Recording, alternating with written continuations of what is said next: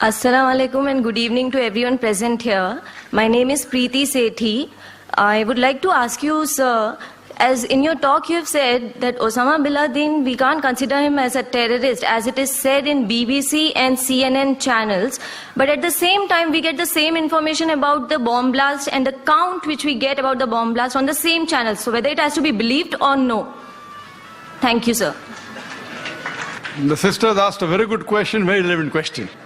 I said that when we talk about Osama bin Laden, that if you get information on BBC that he's a terrorist, we don't have to believe. But when we get the count of the bomb blast, do we have to believe? That's what I said, the people controlling. That doesn't mean all the news of BBC is wrong. That news in which they make a hero into a villain, in which they'll benefit, you have to check up. So here when we see that these normally bomb blast figures that you get, most of them that you find will be somewhat similar. If it's a government channel of the country in which the bomb blasts have taken place, the figure will be normally low. Why? Because the government wants to show that less people have been killed. Like the police commissioner wrote to me, 187 people killed. Newspaper writes 207. I don't know who's right.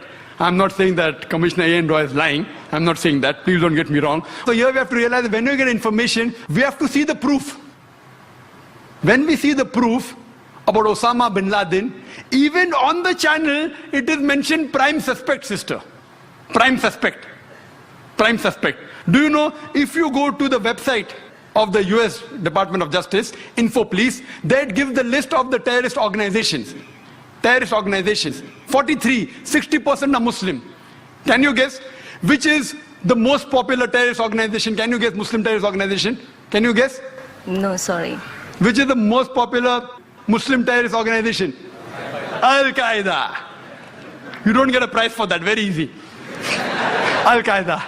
According to the US Department, you know how many attacks? How many attacks? Ulfa, 749 attacks. Al-Qaeda, only 28. Out of that, 26 alleged, 2 Al-Qaeda claims they did it. According to the site of US Department of Justice, Al-Qaeda claims, all alleged, not a single proved. Even on the official site of US Department of Justice, not a single attack of Al-Qaeda has been proved. I'm not here to support Al-Qaeda. You know, when Yuan Redley went to Afghanistan, she was arrested by the Taliban. She comes back and she's asked the question, what are your views about Al-Qaeda?